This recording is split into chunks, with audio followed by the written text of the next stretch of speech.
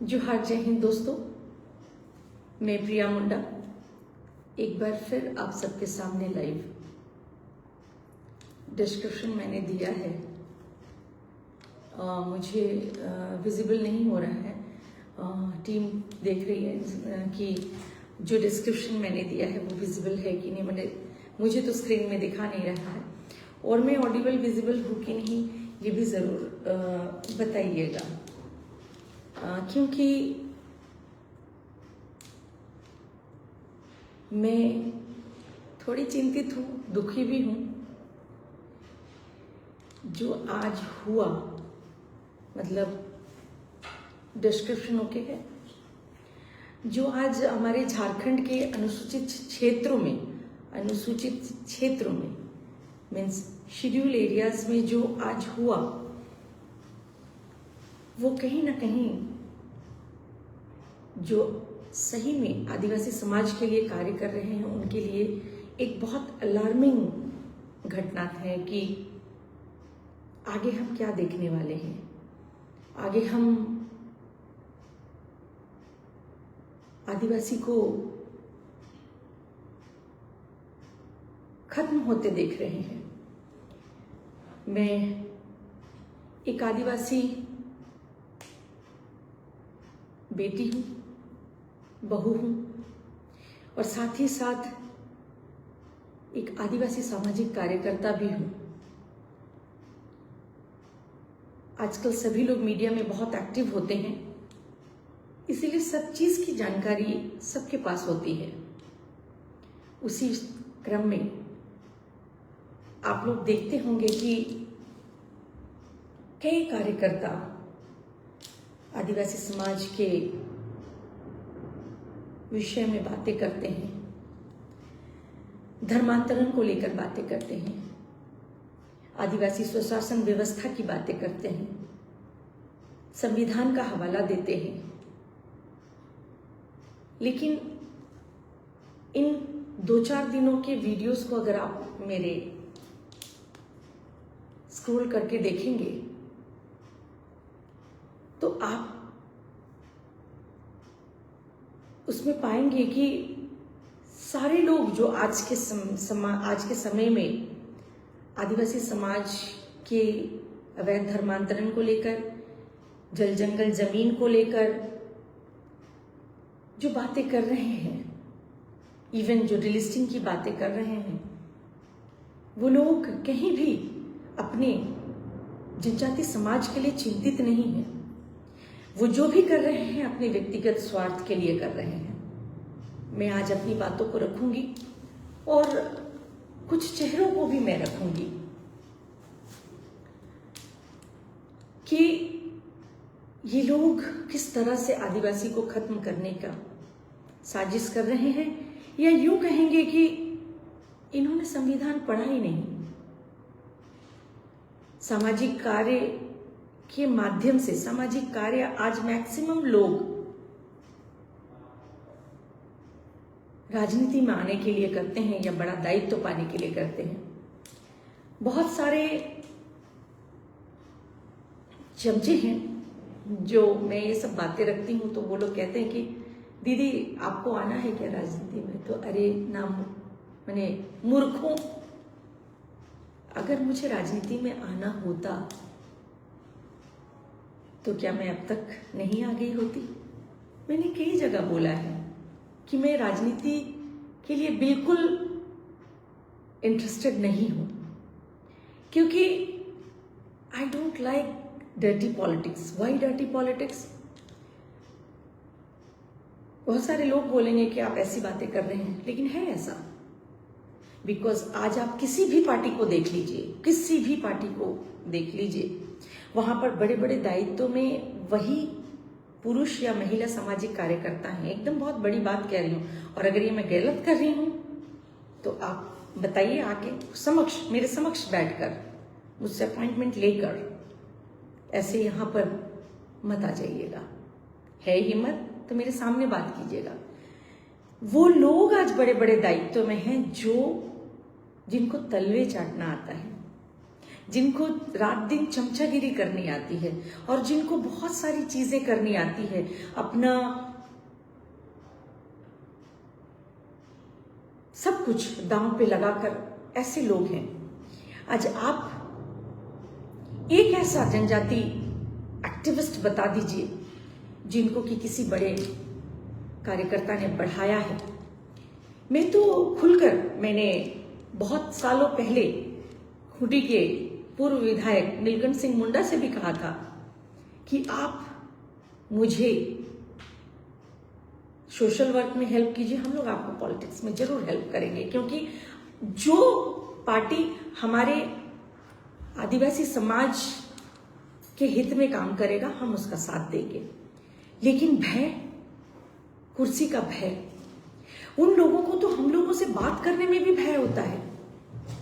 ये लोग हम लोगों से बातें करने या हम लोगों को किसी जनजाति कार्यक्रम में बुलाने भी भय लगता है। उन लोगों को ऐसा लगता है कि इनको बुलाएंगे, ये हाईलाइट हो गए तो कहीं इनको टिकट तो ना मिल जाए, और टिकट मिल जाए तो हमारा क्या होगा।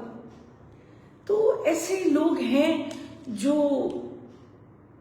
बहुत ऐसी गंदी सोच रखते हैं। बहुत सारे लोग जो कहते हैं कि दीदी आपको आना है क्या, तो उनके लिए ये जवाब था।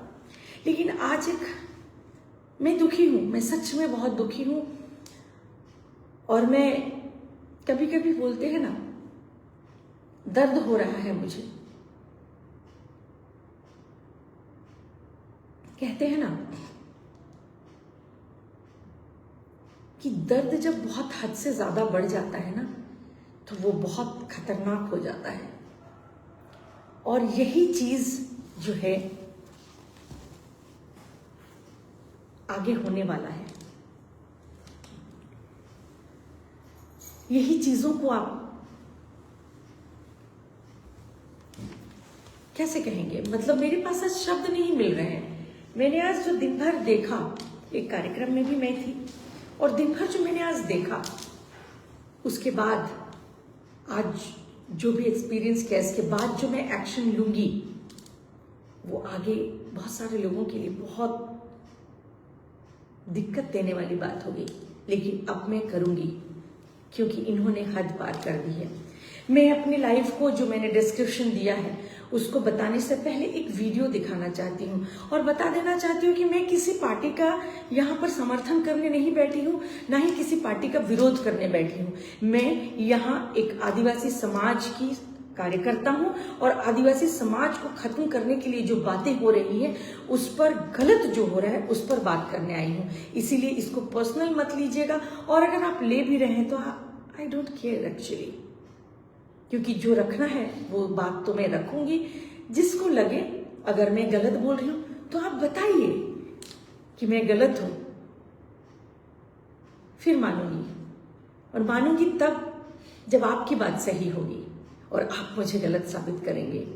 क्योंकि आप सभी को मालूम है, जब तक मुझे पूर्ण विश्वास नहीं हो जाता, मेरे पास प्रमाण नहीं आ जाते, मैं बात नहीं करती। तो आज एक पर्व की तरह बीता पूरे झारखंड में।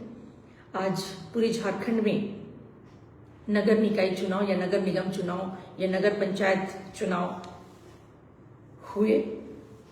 कुछ लोगों ने उछल उछल कर खुद को खत्म करने की, या बोले कि व्यक्तिगत स्वार्थ में आदिवासी समाज को खत्म करने के लिए इस पर्व को बहुत जोर शोर से मनाया। कुछ आदिवासी चेहरे, बड़े बड़े चेहरे, सबको आज बेनकाब करूंगी। सोचना आप लोगों को है।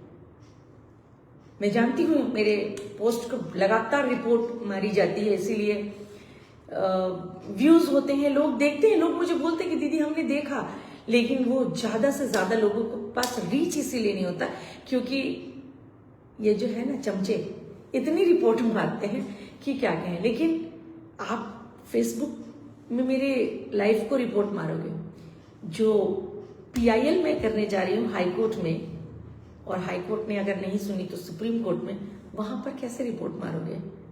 आगे मिलेंगे आप सभी से। आप सभी दोगले चेहरे वाले जनजाति सामाजिक कार्यकर्ताओं को जवाब देने के लिए अब आगे एक बहुत बड़ा कदम उठाने वाली हूँ। इसको हल्के में मत लेना। और आज लाइव जाने से पहले मैं एक, वो हैं झारखंड के तो नहीं है, लेकिन झारखंड ने उन्हें पहचान दी है। और झारखंड से ही वो सांसद और मंत्री भी रहे हैं। उन्होंने आज जो बयान दिया है, पहले उस पर बात करेंगे, उसके बाद ऐसे बहुत सारे चेहरों का पर्दाफाश करेंगे। कौन सा है ये? कौन सा ये? ये कहाँ दिखाइए, थोड़ा सा खुल कर दीजिए मुझे, है ना? तो मैं ये देखिए शुरू से सुनते हैं। देखो, हेमंत सोरेन की सरकार, कांग्रेस पार्टी यहां निकाय चुनाव कराना नहीं चाहती थी। 3 वर्षों से चुनाव लटक रहे थे। सैकड़ों करोड़ रुपया भारत सरकार का जमीन पे नहीं उतर रहा था, क्योंकि चुनाव नहीं कराओगे, पैसा नहीं आएगा वित्त आयोग का। अब तो हमारी रांची के एक आदिवासी बेटी रोशनी खलको भी सैल्यूट करूंगा, जिनके प्रयास से वो माननीय उच्च न्यायालय गई, वहां रिट फाइल किया और उच्च न्यायालय के आदेश के बाद चुनाव हो रहे हैं। अब चुनाव हो रहे हैं, डर कितना है भाजपा से कि दलीय आधार पर नहीं करा रहे। दूसरा डर कि आप देखो कि कहीं भाजपा समर्थित उम्मीदवार जीत के नहीं आ जाए, तो ऐसा व्यूह रचना की कि जो पहले बता दुनिया, आप देखो ग्लोबल समिट हुआ या आई समिट हुआ, इतना डिजिटल दुनिया हो गई, भारत डिजिटल में आगे है।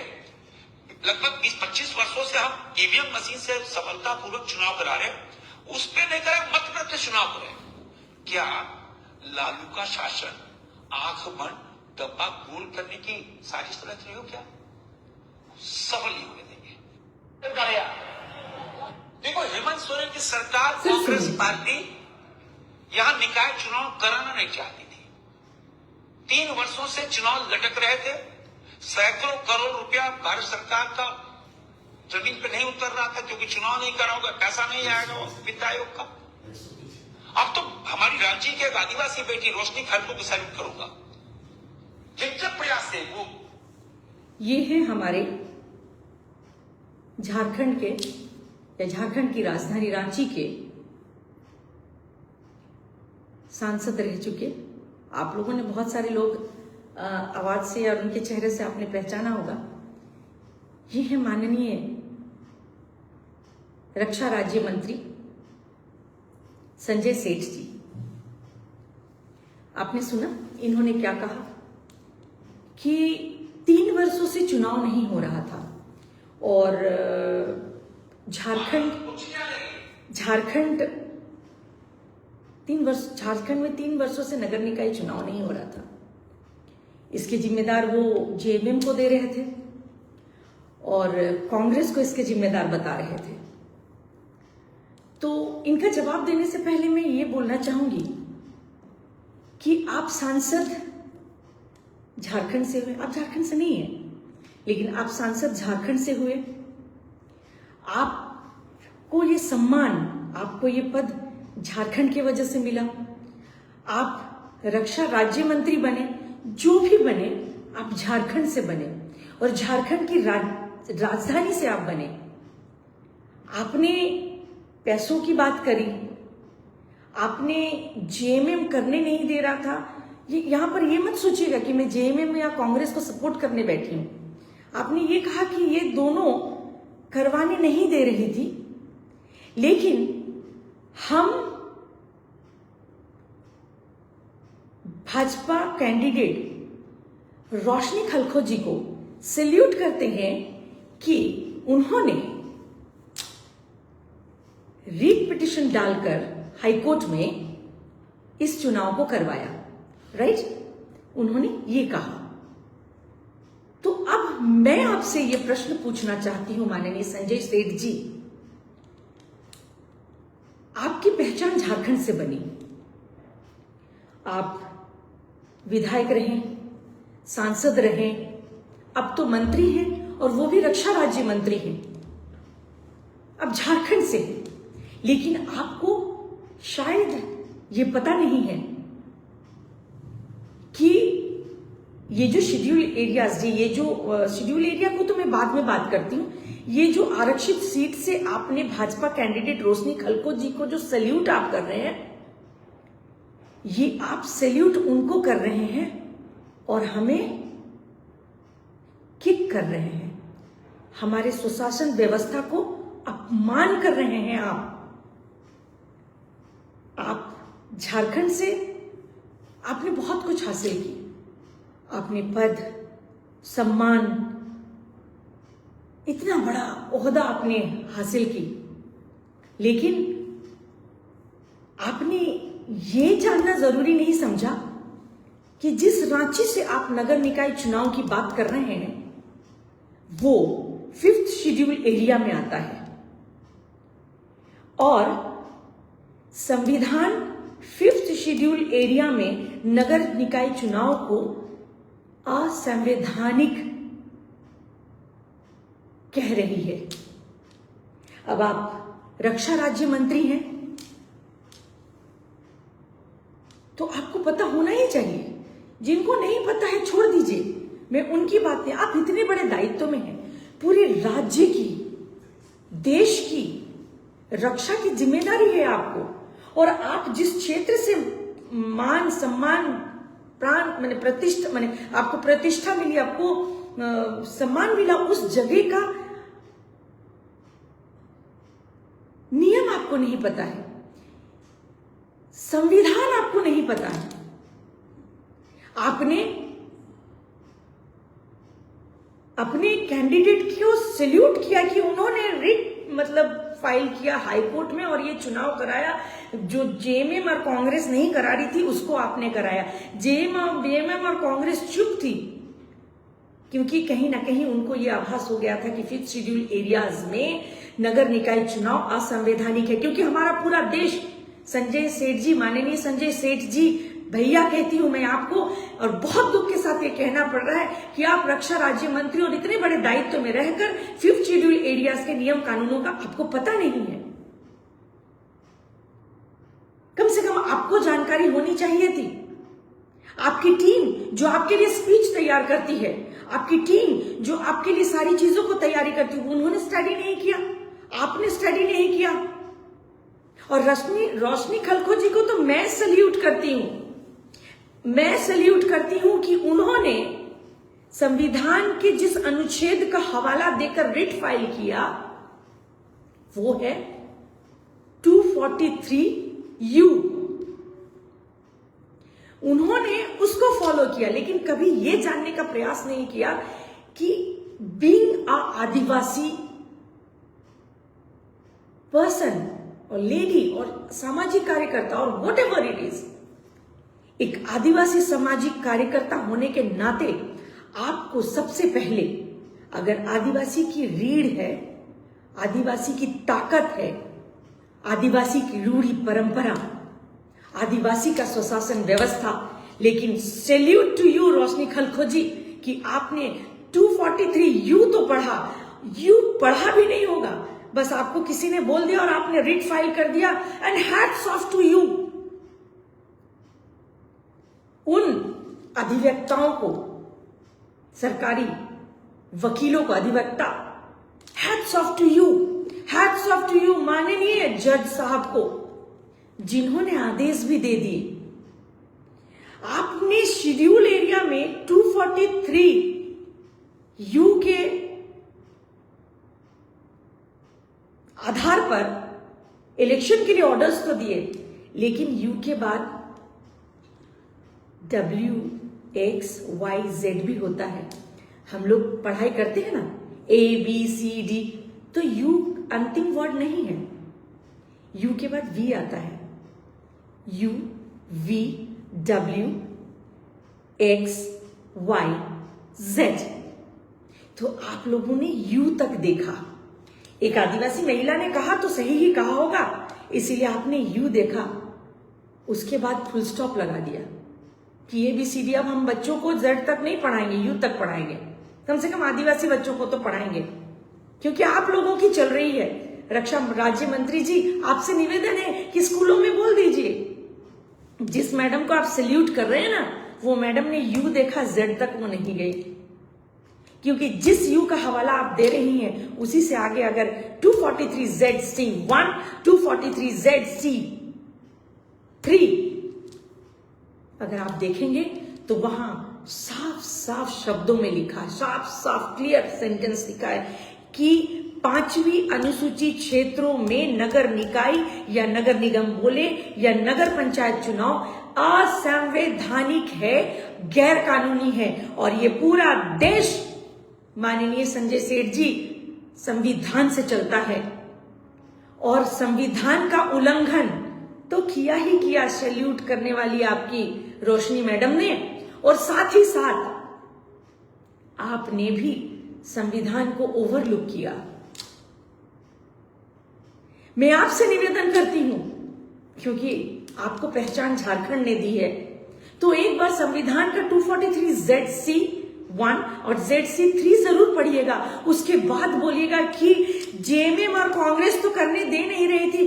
हम ये क्रेडिट लेते हैं, सैल्यूट करते हैं रोशनी मैडम को कि उन्होंने ये नगर निकाय चुनाव के लिए रिट किया 243U के ये से, और आज ये उनके वजह से हो रही है, ये बीजेपी के वजह से हो रही है। तो आज ये मोहर लग जाता है कि आदिवासी को खत्म करने के लिए सबसे पहला जिम्मेदार अगर कोई होगा तो वो बीजेपी ही होगा, क्योंकि जिस चुनाव के लिए सारे लोग चुप बैठे थे, उस अवैध असंवैधानिक गैर कानूनी चीज को करने के लिए शुरुआत आपने की, और सीना ठोक कर आप लोग कह रहे हैं कि हमने करवाया। आपने आदिवासी के स्वशासन व्यवस्था, रूढ़ी परंपरा का अपमान किया है, और इस अपमान का जवाब लेने मैं हाई कोर्ट, सुप्रीम कोर्ट और जहां जाना होगा जाऊंगी, जितने खतरे लेने होंगे लूंगी, लेकिन अपनी परंपरा, अपनी स्वशासन व्यवस्था को खत्म होने नहीं दूंगी। आपकी मैडम ने रीड किया तो हम भी PIL करेंगे। जितनी दूर जाना होगा उतनी दूर जाएंगे। अगर हाई कोर्ट ने नहीं सुना तो सुप्रीम कोर्ट जाएंगे, पूरे देश के आदिवासियों को जगाएंगे। लेकिन आप लोग जो व्यक्तिगत स्वार्थ में सीना ठोक ठोक कर, जो सैल्यूट मार मार कर आदिवासियों को मैंने डमी बनाकर रख लिया है, आप लोगों ने डमी बना बनाकर, ये लोभ लालच देकर, ये टिकट का प्रलोभन दे देकर आप लोग आदिवासी समाज को खत्म करना चाहते हैं। और आज सुबह के लाइव में ही मैंने बोला कि हमारे देश के यशस्वी प्रधानमंत्री जी ने खुद यूके में कहा है एक सेमिनार में कि भारत देश में आदिवासी है ही नहीं। तो मैं फिर से एक बार आपसे सवाल करना चाहती हूं इस लाइव के माध्यम से पूरे आदिवासी समाज के तरफ से, कि अगर भारत देश में आदिवासी नहीं है तो माननीय राष्ट्रपति जी किस समुदाय से आती हैं? आपने गौरव दिवस घोषणा जो की गौरव दिवस को, वो भगवान बिरसा मुंडा पर आपने किया। भगवान बिरसा मुंडा कौन थे?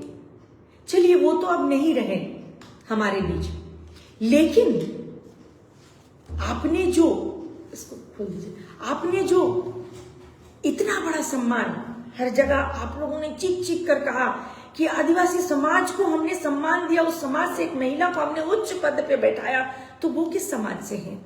अगर भारत में आदिवासी नहीं है तो फिर माननीय राष्ट्रपति जी किस समुदाय से आती हैं? क्या उसका जवाब है माननीय संजय सेठ जी? और माननीय संजय सेठ जी, आप तो रक्षा राज्य मंत्री हैं, आप तो इतने बड़े दायित्व में हैं, क्या सिर्फ वोट जीत कर लोगों को मैंने ये इलेक्शन जीत कर आप लोग वहां चले गए, लेकिन जिस शेड्यूल एरिया से आपको आपकी पहचान बढ़नी है, उस शेड्यूल एरिया के प्रावधान को आपने नहीं देखा, रूल्स एंड रेगुलेशंस को नहीं देखा, और आप सैल्यूट कर रहे हैं। आप सैल्यूट कर रहे हैं, गर्व से कह रहे हैं कि कांग्रेस ने तो नहीं करवाया, जेएमएम ने नहीं करवाया, क्योंकि उनको पता चल चुका था कांग्रेस को कि गलत हो रहा है। किसी ने अगर किया तो बहुत मुश्किल होगी, लेकिन आपने तो, आपकी रोशनी मैडम ने तो यू के आगे पढ़ाई नहीं की, लेकिन कम से कम आपसे ये उम्मीद नहीं थी, कम से कम आपसे ये उम्मीद नहीं थी, आपको कम से कम जानना चाहिए था। गलती आपकी भी नहीं है, आप सीना ठोक कर बोल रहे हैं, लेकिन आपको ये नहीं पता है कि आप जो बोल रहे हैं वो गलत बोल रहे हैं। आप गलत बोल रहे हैं कि hats off to that lady जिसने रीड डायल किया और उसने लड़ाई में उनके संघर्ष को, आदिवासी को मिटाने के संघर्ष को सैल्यूट कर रहे हैं आप, प्रलोभन देकर डमियों को बिठा रहे हैं आप लोग। जो आदिवासी नाम पर टिकट ले रहे हैं ना, उनका कलेजा ही नहीं है, उनमें दम ही नहीं है। और आप लोगों को तो ऐसे डमी कैंडिडेट्स ही चाहिए जो कि अपने हक और अधिकार की बात नहीं करे। आप सिर्फ कैंडिडेट ही क्यों बात करेगा? अगर आपको ये पहचान झारखंड से मिला है, आप अगर आज जो भी हैं, अगर मैं गलत हूं तो बताइएगा, आज आपकी पहचान जो भी है वो झारखंड की वजह से है। लेकिन आप झारखंड के आदिवासियों के रूढ़ी परंपरा को नहीं जानते, स्वशासन व्यवस्था को नहीं जानते, और तो और 5th शेड्यूल एरियाज के नियम कानून को नहीं जानते। जिस 5th शेड्यूल एरिया से आप आते हैं, जिस 5th शेड्यूल एरिया से आप विधायक, सांसद और मंत्री, रक्षा राज्य मंत्री तक पहुंच गए। हैट्स ऑफ टू यू भैया, हैट्स ऑफ टू यू हमारे रक्षा राज्य मंत्री जी, हैट्स ऑफ टू यू। धन्यवाद कि आदिवासी को मिटाने के लिए डमी तो आप लोग ढूंढ लेते हैं, आदिवासी डमी। इसीलिए बोल रही हूं क्योंकि कई बड़े बड़े दायित्व में बैठे लोग हैं जो डमी की तरह यूज हो रहे हैं, आप लोगों के हाथों की कठपुतली हैं।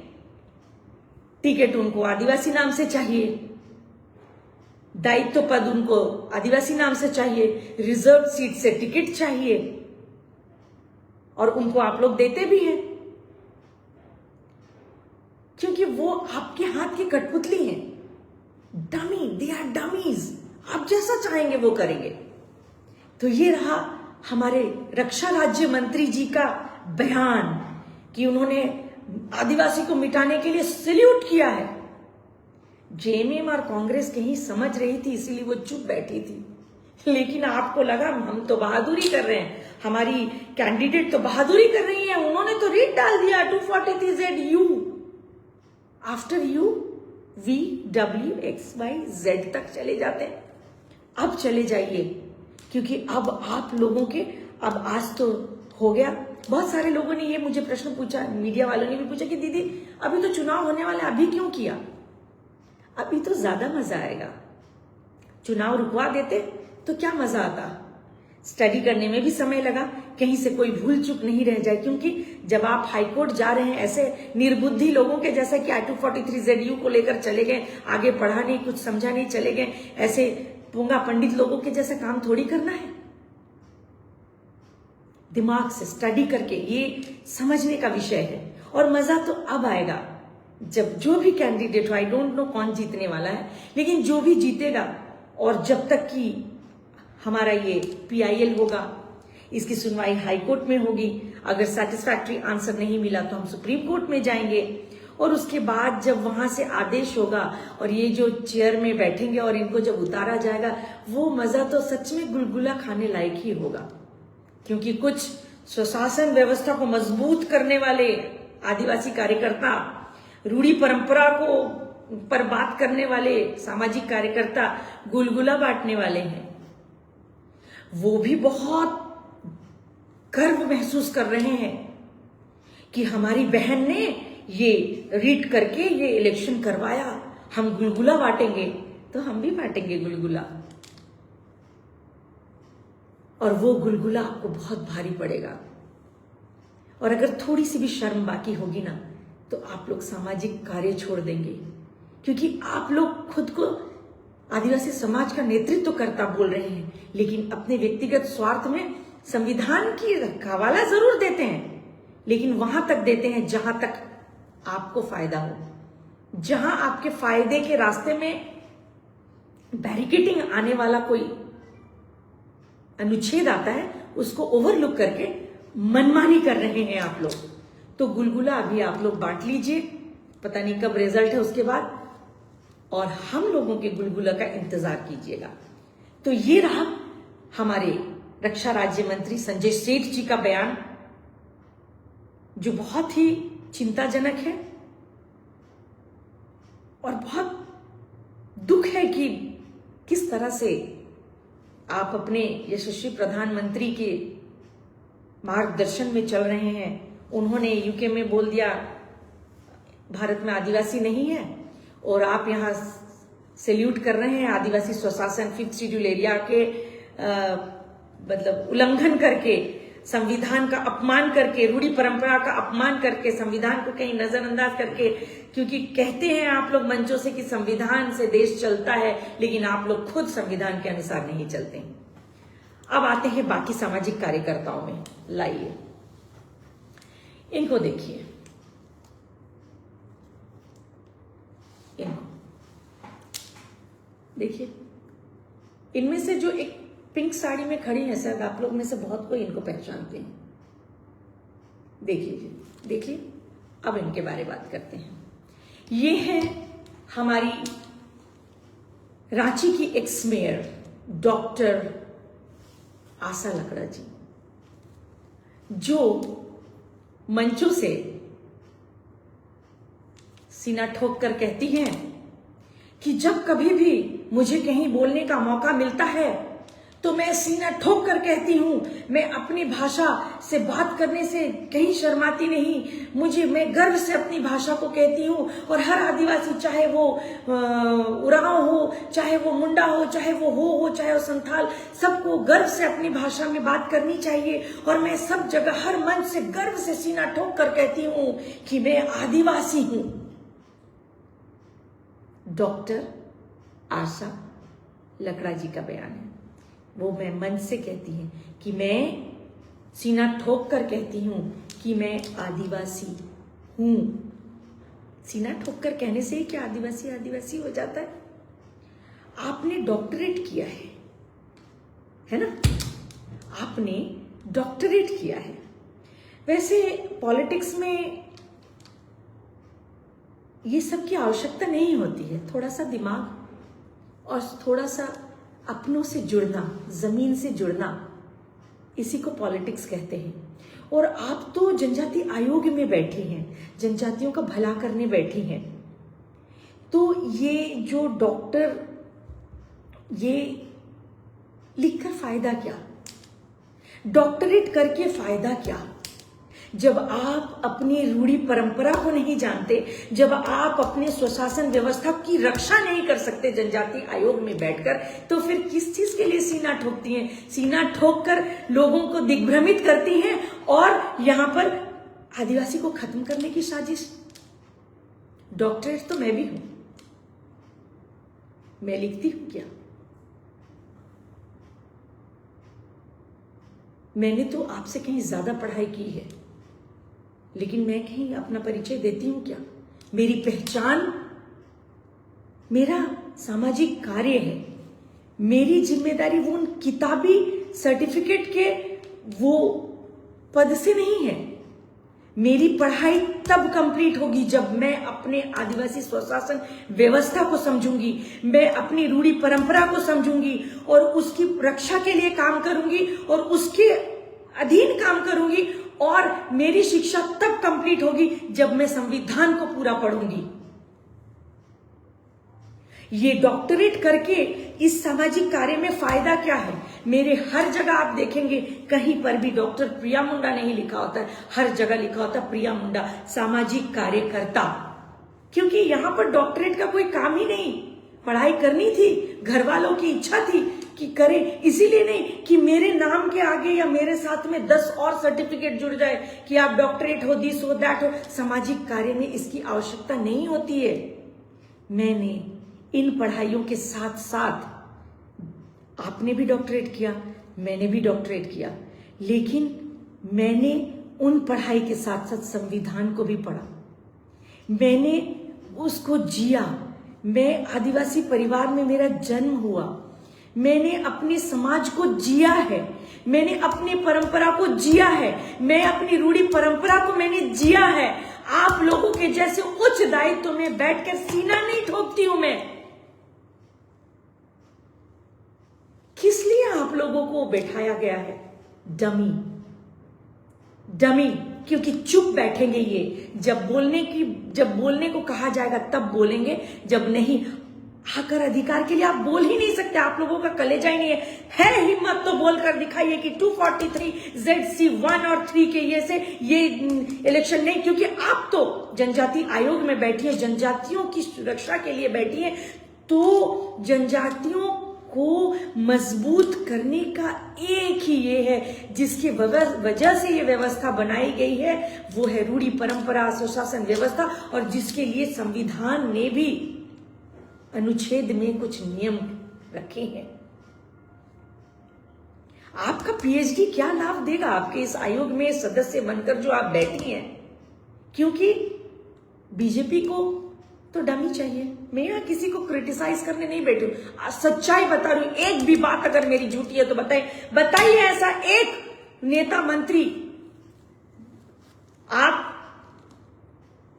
आशा लकड़ा जी आप खुद बताइए, आप में है दम इसका प्रोटेस्ट करने का कि 5वीं अनुसूचित क्षेत्र में नगर निकाय चुनाव संविधान के हिसाब से असंवैधानिक है? लेकिन आप नहीं बोलेंगी क्योंकि भय है आपको। कहीं आपने ये बोला तो जो सदस्य भी हैं आप जनजाति आयोग की, वो भी नहीं रहेगा, वो भी नहीं रहेगा। जनजाति नाम से आप लोग उच्च उच्च पद में बैठे हैं और बीजेपी बैठाएगी भी नहीं ऐसे लोगों को, बोलने वाले लोगों को बैठाएगी भी नहीं, क्योंकि फिर तो बेड़ा गर्क हो जाएगा। तो मैं आज ऐसे चेहरों को बेनकाब करने आई हूं और करूंगी तब तक। अब तो चैलेंज ले लिया है कि इनका मुखौटा उतारूंगी, जो होना है होगा, चाहे जान भी क्यों ना चली जाए, लेकिन इन लोगों का मुखौटा उतारूंगी। जी ये आदिवासी आदिवासी करते हैं ना, मैं आदिवासी का सीना ठोक के कहती हूं कि मैं आदिवासी हूं। संविधान पढ़ो पहले, फिर खुद को आदिवासी बोलना। सिर्फ आदिवासी समाज में जन्म हो जाने से सब कुछ नहीं हो जाता। आप लोग आदिवासी समाज को बैसाखी की तरह इस्तेमाल कर रहे हैं, बड़े बड़े दायित्वों में एमएलए एमपी और ये सदस्य एसटी माने जनजाति आयोग का पद को लेने के लिए। है आप में दम? दम की बात तो छोड़िए, आपको तो शायद पता ही नहीं होगा, ये लाइफ के बाद आपको पता चलेगा कि 243 आप लोगों ने सबने पढ़ना शुरू किया होगा कि 243 ZC में क्या लिखा है आदिवासी के लिए, क्या लिखा है 5th शेड्यूल एरिया के बारे में। कोई आदिवासी नेता मंत्री और ये सीना ठोक के बोलने वाले डॉक्टरेट लोग कभी भी 5वीं अनुसूची के बारे में बात ही नहीं करते, क्योंकि इससे तो उनका पद चला जाएगा ना। फिर ये आलीशान जीवन कैसे जिएंगे? शर्म आनी चाहिए आप लोगों को। खुद को बड़ा बड़ा लिखते हैं और फोटोज डालते हैं कि बड़े बड़े, मैंने देखा है ये सीना ठोक कर बोलने वाली मैडम को, मैंने देखा है कि बड़े बड़े कॉन्फ्रेंस हॉल में बैठ के आज लोगों से बात की। जनजाति किस विषय पर बात करती हैं? जनजाति के किस विषय पर बात करती हैं? जल जंगल जमीन को आप चाहे तो माथा पीट ले, नहीं आप बचा सकती जब तक आप अपनी रूढ़ी परंपरा को मजबूत, स्वशासन व्यवस्था को मजबूत, अपने 5th शेड्यूल एरिया को मजबूत नहीं करेंगी, तब तक आप चाहे कितनी भी बैठकें कर लें दिखावा के लिए। आई नो ऑल दिखावा है, बने रहना है उस सीट में, इसीलिए। अदरवाइज अगर जल जंगल, आप ही की एक स्टेटमेंट आई थी ना इलेक्शन के समय में कि डेमोग्राफी बदल रहा है संथाल परगना का। यस, बदल रहा है, आप ही लोगों की वजह से बदल रहा है। क्योंकि जब तक आप अपने रूढ़ी परंपरा या सुशासन व्यवस्था को मजबूत नहीं करेंगे, तब तक डेमोग्राफी चेंज होता जाएगा, तब तक जंगल कटते रहेंगे और आदिवासी को मारा जाएगा उग्रवादी नाम से, नक्सली नाम से। क्योंकि जब तक उनको नहीं मारेंगे तब तक उद्योगपति अंदर कैसे आएंगे? 2014 से पहले तक टाटा और बिरला के लिए आदिवासियों को मारा जाता था, और 2014 के बाद अदानीज और अंबानीज के लिए आदिवासियों को मारा जा रहा है। उनके लिए स्वशासन व्यवस्था को दबाया जा रहा है, उनको खत्म करने के लिए तैयारी की जा रही है, और उसके लिए ऐसे डमी कैंडिडेट्स बिठा कर रखा हुआ है जो ठोक कर अपने आप को आदिवासी कार्यकर्ता बताते हैं, डॉक्टर नाम डॉक्टरेट करते हैं। लेकिन मैं ये जानना चाहती हूं, आपकी पहचान तो आदिवासी समाज की वजह से है, और जब आपको परंपरा ही नहीं पता तो आप जो इतने बड़े बड़े कॉन्फ्रेंस हॉल में आप इतने बड़े बड़े सेमिनार्स करते हैं, जनजाति विषयों में डिस्कशंस करते हैं, चर्चा करते हैं, तो क्या करते हैं? जब आपको आपका स्वशासन व्यवस्था नहीं पता, आप जिस शेड्यूल एरिया से हैं आपको नहीं पता कि फिर शेड्यूल एरियाज के नियम और कानून क्या है, प्रावधान क्या, वही नहीं पता है, फिर आप क्या बात करती हैं?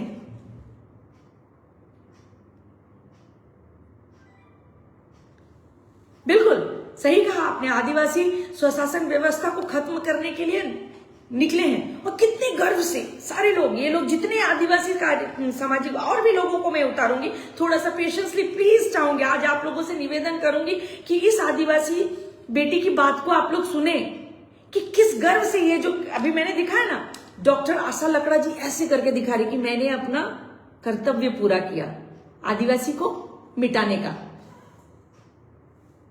यहां पर काला काला लगाकर खुशी खुशी और फोटो खिंचवा रहे हैं, वाह, ये मैंने अपना कर्तव्य पूरा किया कि मैं आदिवासी होकर अपने व्यक्तिगत स्वार्थ के लिए आदिवासी समाज को खत्म करने का ये मैंने किया।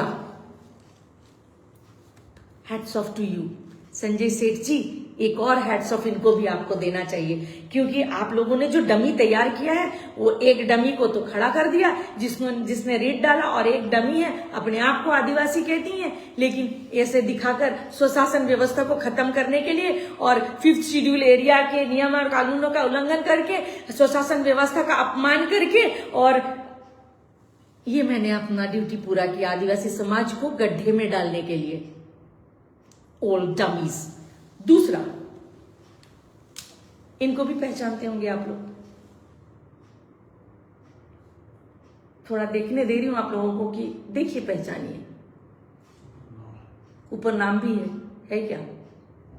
छोड़िए ना, नाम नहीं है तो ये इनका चेहरा इतना फेमस है, नाम लिखा हुआ जरूरत नहीं है, बहुत सारे भाई लोग देखकर देखिए, बहुत फेमस चेहरा है, और बहुत जोरों शोरों से आदिवासी का नाम लेकर, ये देखिए, ये देखिए, ये इनको मत देखिए, इनको देखिए, इन्होंने भी मैंने बहुत बड़ा काम किया। ये है हमारी निशा उरांव जी, इनके फादर का नाम क्या था, रामेश्वर उरांव जी की बेटी, जो अभी बहुत चर्चा में रही। पेशा को उन्होंने क्या कहा कि पेशा की जो ड्राफ्टिंग मैंने करी, पेशा के लिए मैंने लड़ाई करी, उसके बाद पेशा आया और बहुत ढोल मांदर से अपना स्वागत भी करवाया। लेकिन मैडम, जरूर उन तक मेरी ये वीडियो पहुंचाइएगा कि आपने पेशा की तो बात की मैडम, लेकिन व्हाट अबाउट मेसा?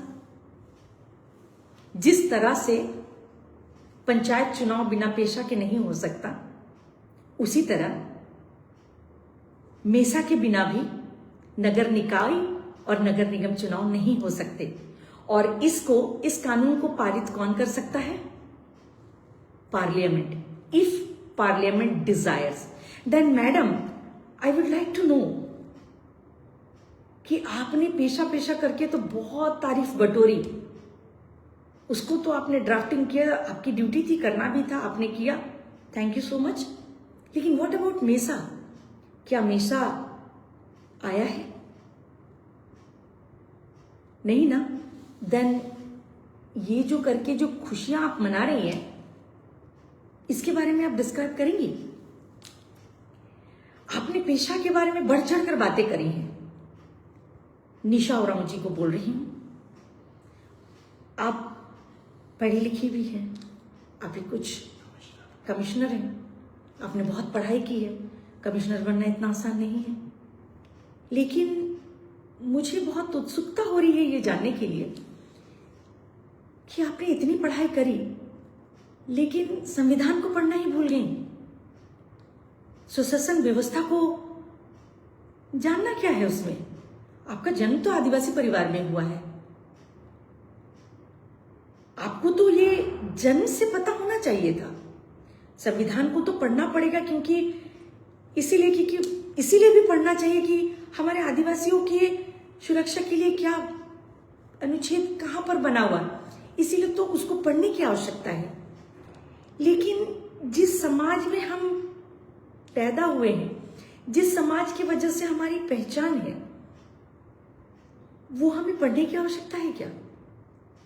या वो हम जब अपना होश संभालते हैं, जो भी, सिर्फ आदिवासी नहीं, जो भी, जिस भी कम्युनिटी से लोग, चाहे वो आदिवासी हो, गैर आदिवासी हो, सब बचपन से अपनी परंपरा को सीखते हैं, समझते हैं। और आपका सौभाग्य है कि आप रामेश्वर उरांव जी की बेटी हैं। कितना कुछ आपको बचपन से ही देखने को मिला होगा। क्या कह रहे हैं? हाँ, आप परंपरा की बात करते नहीं थकती। तो Nisha Oraon ji, 243, what about 243 ZC 1 and 3? What about मेसा?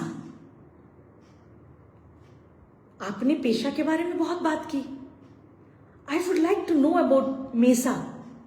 Without MESA क्या नगर निकाय चुनाव वैध है? संविधान तो इसको असंवैधानिक कह रहा है और आप उसका उल्लंघन करती नजर आ रही हैं, बहुत गर्व से उल्लंघन करती नजर आ रही हैं। आप परंपराओं की इतनी बात करती हैं, तो आपको बता दूं कि परंपराओं की बात अपनी व्यक्तिगत स्वार्थ के लिए मत कीजिए, उसको बचाने के लिए सही में दिल से कीजिए। आपने पेशा के लिए बहुत मेहनत की और आपको वाहवाही भी उतनी ही मिली। हम लोगों की तरफ से भी बहुत धन्यवाद आपको। लेकिन ये जो नगर निकाय चुनाव में आपने जो बढ़ चढ़कर हिस्सा लिया, खुश हुई, उसके लिए संविधान कहता है 5th शेड्यूल एरिया में जब तक मेसा लागू नहीं होता तब तक नगर निकाय और नगर निगम चुनाव अवैध हैं। तब आप एक ऐसे संवैधानिक पद पर बैठकर असंवैधानिक एक्टिविटी क्यों कर रही हैं? I would like to know from you. अब रहा एक और महिला का, जिनको कि इन लोगों के साथ उनका कोई मेल नहीं है, लेकिन क्योंकि दिग्भ्रमित ऐसे लोगों से ही लोग होते हैं, उनके बारे में कहेंगे बहुत चर्चित नाम। जिस तरह से हमारी निशा बहन, निशा उरांव बहन, वैसे निशा भगत जी जहां भी मौका मिला जाकर लेट जाती हैं ताकि पुलिस उनको तुलंग कर ले जाए और एक बात बने। घर टूट रहे हैं आदिवासियों के, कुछ देखा नहीं, जाकर वहां उनके सपोर्ट में खड़ी हो गई, सो भी गई, सिर भी मुंडवा लिया, ये कहकर कि धर्मांतरण को रोकने के लिए मैं अपने सिर को मुंडवा रही हूं। तो इस छोटी निशा बहन से यह कहना चाहूंगी कि आप आदिवासी धर्मांतरण पे बात कर रही हैं, लेकिन उन धर्मांतरित व्यक्तियों के घर बचाने के लिए भी आप जाकर वहां लेट जा रही हैं, उनका समर्थन में खड़ी हो जा रही हैं। आप धर्मांतरण पर और हमारी परंपराओं पर बात कर रही हैं, लेकिन आप सिर मुंडा रही हैं, जो हमारे आदिवासी परंपरा में बिल्कुल गलत है। क्योंकि सिर उन्हीं का मुंडाया जाता, बहुओं का नहीं। बेटे लोग और नाती लोग, पोता लोग तब सिर मुंडाते हैं जब अपने घर के दादू या कोई पिताजी की मृत्यु होती है। उसमें महिलाओं का सिर मुंडाने का कहीं भी प्रचलन नहीं है। हाँ, वेलंकनी चर्च जो है, जो चेन्नई में है, वहां पर लोग अपने मानसिक को पूरा करने के लिए, जैसे कि तिरुपति में सिर को मुंडाते हैं ना कुछ मानसिक रखने के लिए, वैसे वेलंकनी में भी सिर को मुंडाते हैं अपनी मानसिक को ये करने के लिए। तो ये आदिवासी परंपरा नहीं है। आपने सिर मुंडा लिया, अपने आप को आप शेरनी कहती हैं। बहन, मैं कहना चाहूंगी कि आप लोग हमारा भविष्य है और अपने जनजाति समाज के परंपराओं से खिलवाड़ मत कीजिए। अपने व्यक्तिगत स्वार्थ के लिए जो सिर मुंडाकर आपने जनजाति समाज को सम्मान नहीं दिया, आपके सिर मुंडाने से क्या कन्वर्शन रुका? और आपके कन्वर्शन पे चिल्लाने से कुछ नहीं होगा। अगर आप वाकई में आदिवासी के अस्तित्व के लिए चिंतित है तो आप इस मुद्दे पर बात कीजिए मुझसे, इस मुद्दे पर खड़े होइए। जब कुर्मियों को गाली देने की बारी आई थी तब सारे जुट गए थे। आज मैं आप लोगों को इस लाइव के माध्यम से कहना चाहती हूँ कि सही में अगर आप आदिवासी के अस्तित्व को बचाने की चिंतित हैं, अपने व्यक्तिगत स्वार्थ की वजह से नहीं है, तो आइए और इस मुहिम में खड़े होइए, क्योंकि अगला 28 तारीख के बाद हम लोग हाईकोर्ट में PIL दे रहे हैं और ये लंबी लड़ाई लंबी चलेगी और इसमें कोई साथ दे ना दे हम लोग करेंगे। लेकिन तब भी आप लोगों से एक उम्मीद तो कर ही सकते हैं, क्योंकि आप लोग भी उस समाज से हैं। और अगर आप स्वार्थी नहीं हैं, व्यक्तिगत स्वार्थ में डूबे नहीं हैं, बाकी सारे आदिवासी चेहरों के तरह, तो इस मुहिम में बढ़ चढ़कर हिस्सा लीजिए, क्योंकि आदिवासी की ताकत ही उसकी परंपरा है, आदिवासी की ताकत ही उसका स्वशासन व्यवस्था है। स्वशासन व्यवस्था खत्म हुआ, रूढ़ी परंपरा खत्म हुआ तो आदिवासी खत्म। उसके बाद ना तो आप धर्मांतरण पे बात करने के लिए रह पाइएगा, ना तो सरना धर्म कोड की डिमांड करने के लिए रह पाइएगा, और ना ही डिलिस्टिंग के लिए आप कुछ कर पाइएगा। जब आदिवासी ही खत्म हो जाएगा तो क्या धर्मांतरण, क्या डिलिस्टिंग और क्या सरना धर्म कोड, जब सरना को ही खत्म कर देने की साजिश यहां पर चल रही है। वो बड़े बड़े चेहरे, आदिवासी चेहरे जब ये कर रहे हैं तो बहुत दुख का विषय है भाइयों। आदिवासी नाम पर लोग आदिवासी को ही, वो ये नहीं समझ रहे हैं कि व्यक्तिगत स्वार्थ में हम जो ये कर रहे हैं गड़बड़ी, इसमें हानि हमको भी चल के, आगे चल के हमें नहीं तो हमारे आने वाली पीढ़ी को होने वाला है। कितना दुख होता है ये देखकर कि हमारे पूर्वजों ने अपने प्राणों की आहुति दे दी अपने धर्म संस्कृति को बचाने के लिए। भगवान बिरसा मुंडा ने जल जंगल जमीन को बचाने के लिए अपने प्राणों की आहुति 26 साल की उम्र में दे दी। सीधो, कानो, फूलो, झानो, चांद, भैरव, सबने अपने प्राणों की आहुति दे दी। और यहां लोग सिंपल विधायक बनने की लालसा में, बड़े बड़े पद में बैठने की लालसा में, मेयर बनने की लालसा में, धर्म संस्कृति को ताक में रखकर बड़ी बड़ी बातें कर रहे हैं। लेकिन अब नहीं, अब मशाल इस आदिवासी बेटी ने जला लिया है। आगे आगे देखिए होता है क्या। आप लोग, ये बड़े बड़े चेहरे जिनके नाम मैंने आज लिए, अगर आप लोगों के पास मेरे इन बातों का कोई जवाब है तो जरूर दीजिएगा। लेकिन अब भी पूरे देश के आदिवासियों को हाथ जोड़कर अपने लिए नहीं, अपने आने वाली पीढ़ी के लिए सोचिए। और ऐसे चेहरे जो आदिवासी कहते हैं, कई नाम, आदिवासी सुरक्षा मंच, ST मोर्चा कहकर जो आदिवासी को खत्म करने का साजिश चल रहा है, उन चेहरों को, उन नकाब वाले चेहरों को पहचानिए। अस्तित्व तो मिटेगा ही मिटेगा, आने वाली पीढ़ी भी खतरे में आ जाएगी।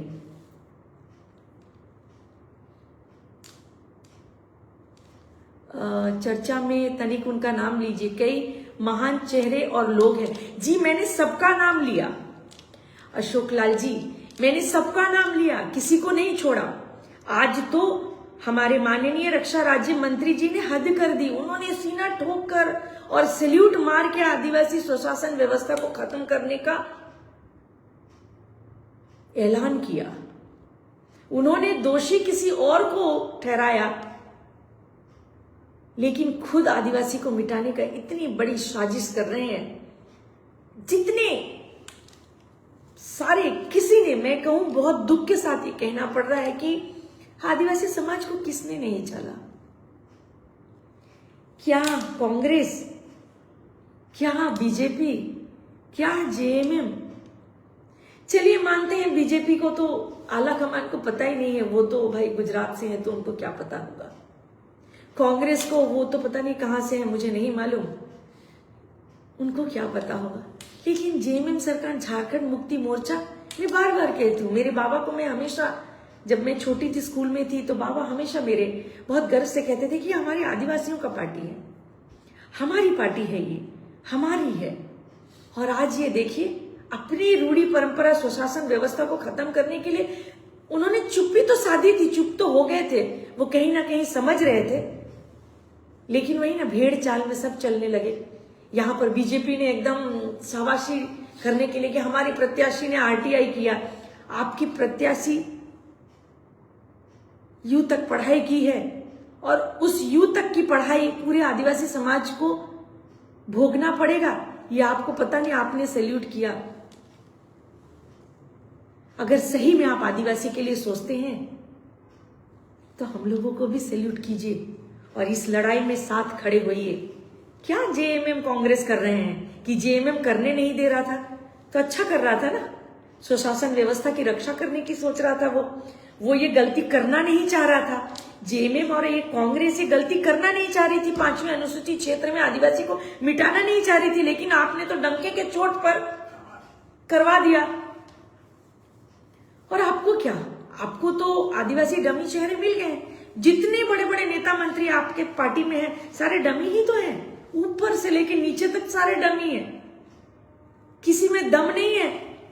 ये जो आयोग में भी बैठा के रखा है आपने, जिनको जो सीना ठोक कर अपने आप को आदिवासी कहती, इसीलिए आयोग की बात कर रही हूं कि आयोग में अगर ऐसे लोग बैठेंगे, आयोग में अगर ऐसे डॉक्टरेट लोग बैठेंगे तो जनजाति समाज का कुछ नहीं होने वाला, वो खत्म ही होगा। देखिए इनकी मूर्खता, डॉक्टरेट की हुई है, एक कमिश्नर हैं। निशा भगत को तो बोलूंगी बच्ची है, वो कुछ नहीं पता, वो जो जैसे चला रहे हैं वो चल रही है। लेकिन एक बहन तो कमिश्नर है, दूसरी बहन डॉक्टरेट है, लेकिन उनको ये नहीं पता कि संविधान के 243 ZC 1 और 3 में क्या लिखा है। उनको ये नहीं पता कि 5th शेड्यूल एरियाज के प्रावधान क्या है, क्योंकि उनको जानने की आवश्यकता भी नहीं है। पददायित्व तो मिलता जा रहा है, आपको आलीशान बंगला मिल गया है, आदिवासी जाएं भाड़ में, आदिवासी जाए तेल लेने। आदिवासी कहलाना तो सब चाहते हैं, रिजर्व सीट से टिकट तो सबको चाहिए, लेकिन आप आदिवासी समाज के हो ही नहीं सकते। आप आदिवासी समाज के नाम पे कलंक है यूं कहें, या फिर आप लोगों की जांच होनी चाहिए, डीएनए टेस्ट होनी चाहिए कि आपका खून क्यों नहीं खौलता अपनी स्वशासन व्यवस्था को खत्म होते देख। आपका खून जिस तरह से मेरा खून खौलता है, क्यों नहीं खोलता आप लोगों का क्यों नहीं खोलता। आप लोगों की डीएनए टेस्ट होनी चाहिए कि whether you all are real tribals और नॉट। और ये जो डिलिस्टिंग की बात लोग कर रहे हैं ना कि डिलिस्टिंग करवानी चाहिए, डिलिस्टिंग में फिर से बोल रही हूं, निर्बुद्धि वाली बात मत कीजिए।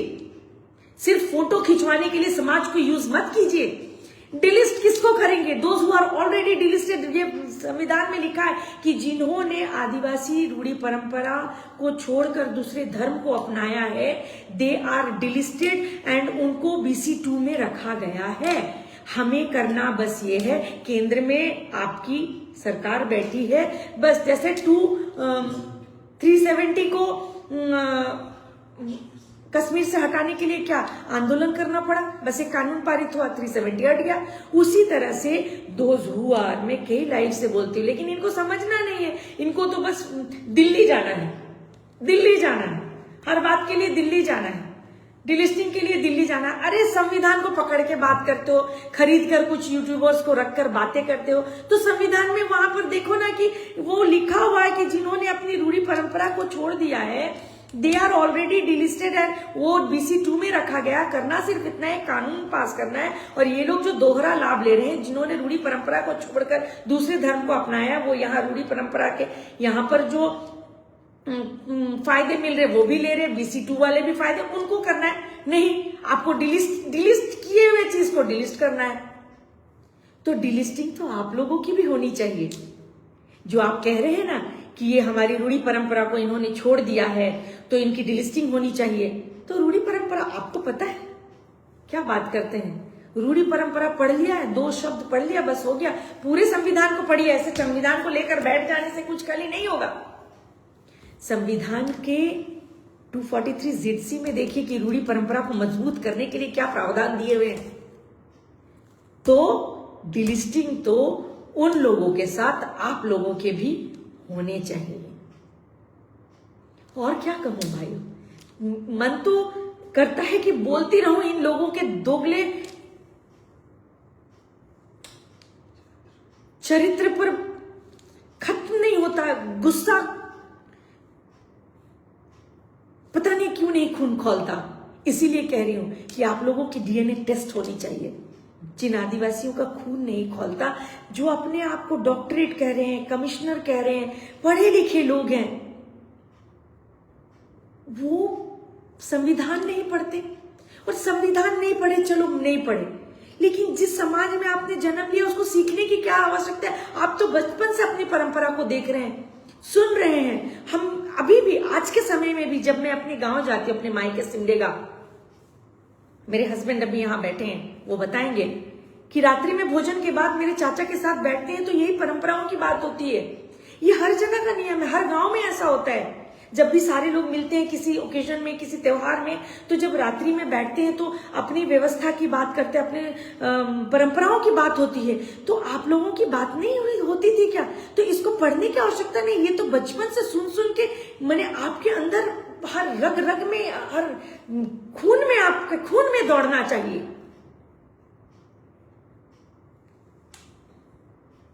सामाजिक कार्य के लिए ये जानना जरूरी सिर्फ नहीं है। आप आदिवासी हैं, ये तो आपके रग रग में बहना, संविधान को तो पढ़ना है। मछली को तैरना सिखाना भी पड़ता है। बिल्कुल, मछली को तैरना नहीं सिखाना पड़ता है, उसी तरह आदिवासी को परंपरा सिखाना नहीं पड़ता है। तो आपके डीएनए टेस्ट उनके खून में होना चाहिए। ये परंपरा, रूढ़ी परंपरा, स्वशासन व्यवस्था क्या है, ब्लड में होना चाहिए। लेकिन ये बहुत दुख की बात है, पूरे देश के भाइयों से मैं कहना चाहती हूँ कि आदिवासी का शोषण सबने किया। कह रही हूं ना कि 2014 से पहले टाटा और बिरला के लिए आदिवासियों को मारा जाता था, क्योंकि आदिवासी को मारेंगे नहीं तो जंगल कैसे कैप्चर करेंगे, क्योंकि बड़े बड़े जमीन तो आदिवासियों के पास ही है। तो 2014 से पहले टाटा बिरला के लिए आदिवासियों को मारा जाता था। 2014 के बाद अंबानी और अदानी के लिए मारा जा रहा है आदिवासियों को। क्यों पता है? कोई भी पार्टी हो, कोई भी पार्टी, मैं किसी का नाम नहीं लूंगी, जितनी बड़ी पार्टी है, सबको इलेक्शन जीत कर सरकार बनाने के लिए एक मोटी रकम की आवश्यकता होती है, पूंजी की आवश्यकता होती है। और वो पूंजी किसके पास होता है? पूंजीपतियों के पास। और पूंजीपति अगर आपके ऊपर पैसे लगाएगा, आपके ऊपर पूंजी लगाएगा, तो वो भी तो आपसे कुछ चाहेगा। और पूंजीपति को क्या चाहिए? जमीन, जिसपे वो फैक्ट्रियां लगा पाए, बड़े बड़े कारखाने लगा पाए। और वो बड़ी जमीन किसके पास है? आदिवासियों के पास। तो आदिवासी को तो ऐसे तो उससे आप नहीं ले सकते। इसीलिए सबसे बेटर क्या है? मार दो उनको, उनको नक्सली बोल के मार दो, उनको उग्रवादी बोल के मार दो, उनको कुछ भी बोल के इनकाउंटर कर दो, उसको मिटा दो। उसके बाद जंगल आपका, जो पूंजी लगाया था उसका, पार्टियों, आज जितनी पार्टियां देश में खड़ी हैं वो आदिवासियों की वजह से खड़ी हैं, क्योंकि बिना पूंजीपति के आप सरकार बना नहीं सकते, इलेक्शन लड़ नहीं सकते। और उन पूंजीपतियों को खुश करने के लिए आपको आदिवासियों की जमीन चाहिए। और उस आदिवासी की जमीन को लेने के लिए आदिवासी को क्या कीमत चुकाना पड़ता है? अपनी जान से जाना पड़ता है। कितनी शर्म की बात है ना, इतने बड़े बड़े पूंजीपति और उनका घर और उनका लेविश लाइफ और उनका साथ पुश्तों को मजबूत कौन कर रहा है? आदिवासी। और देखिए इस कुछ डुप्लीकेट आदिवासियों को, जो अपने ही आदिवासी को मिटाने के अंधी दौड़ में दौड़ रहे हैं, अपनी व्यक्तिगत स्वार्थ में। वो ये भूल रहे हैं कि जब आदिवासी खत्म होगा ना, जो लोग आज आप लोगों को मान सम्मान दे रहे हैं ना, वो लात मार के आपको उस पद से हटाएंगे, उस जगह से हटाएंगे। आपकी दो कौड़े की इज्जत नहीं रह जाएगी। इसीलिए कहती हूं कि अपनी परंपरा को मजबूत कीजिए, झारखंड को मजबूत कीजिए। ये वही झारखंड है जिसको हमारे पूर्वजों ने सींच कर, जंगलों को काट कर उपजाऊ बनाया, रहने लायक बनाया। तब जाकर आज लोग आकर अपना कह रहे हैं। हमारे पूर्वजों की मेहनत, अपने आप को बहुत असहाय और कमजोर समझती हूं, और पता नहीं क्यों मेरे अंदर ये आग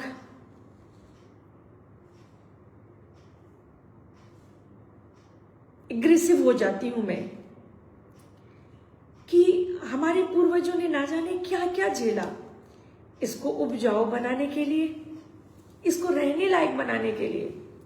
लेकिन आज उन्हीं के जमीन से, जिस जमीन को उन्होंने रहने लायक बनाया, जिस जमीन को उन्होंने उपजाऊ बनाया, आज उन्हीं के वंशज को मिटा दिया जा रहा है बड़े बड़े फैक्ट्रियों को लगाने के लिए। व्यवस्था को खत्म कर दिया जा रहा है। बहुत असहाय महसूस करती हूं, लेकिन कमजोर भी नहीं हूं।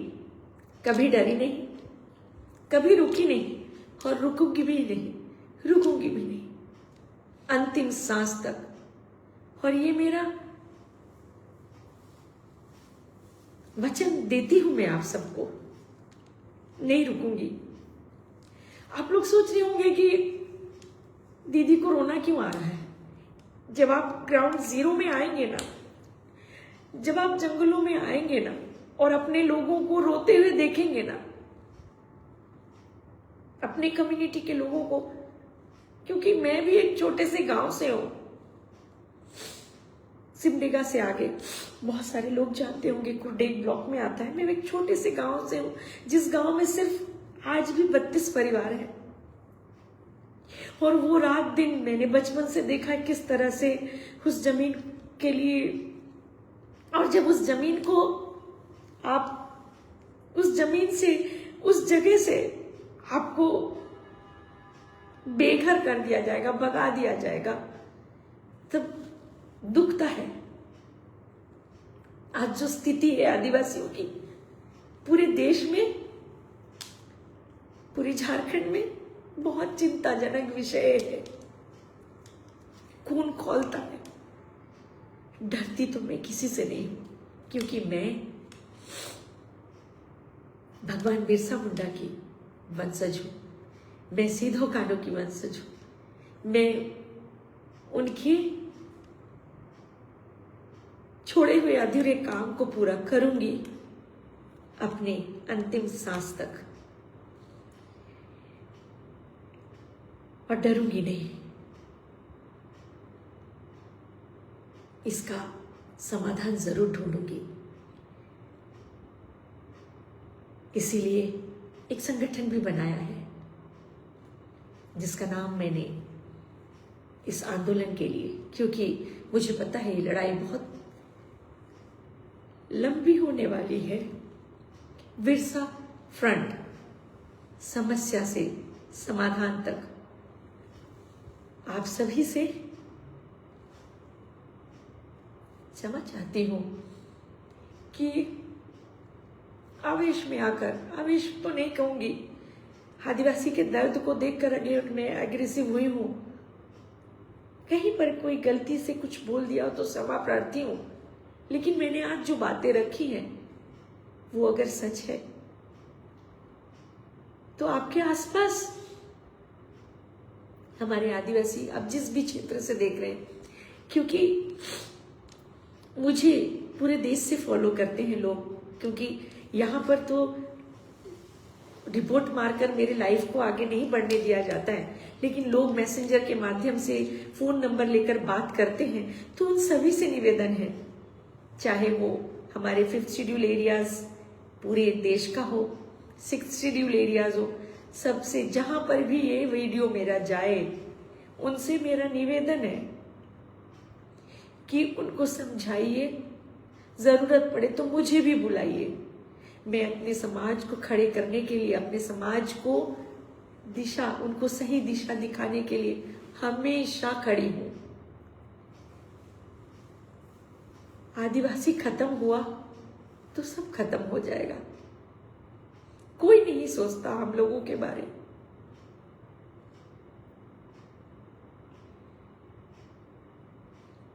क्या मांगू आप सबसे? कभी कभी थक जाती हूँ कि